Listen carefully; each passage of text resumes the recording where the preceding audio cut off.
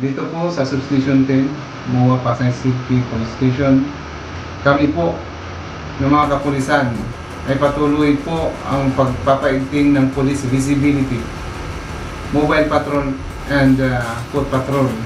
Ganun din po ay nagbibigay kami ng mga flyers bilang paalala sa ating mga kababayan dito sa Pasay City. At pinapatupad din namin bilang kautusan ng aming mahal at mabait na Chief of Police ng Pasay City ang Comelec Checkpoint upang maiwasan natin ang mga posibleng mangyaring hindi maganda na insidente dito sa ating lungsod ng Pasay. Ako po si Police Captain Rafael D. Siguan Jr., Officer in Charge of Substation 10, Pasay City Police Station.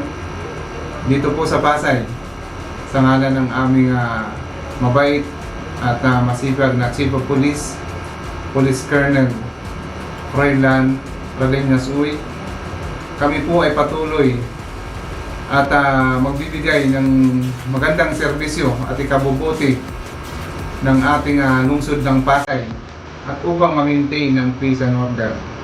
Maraming salamat po.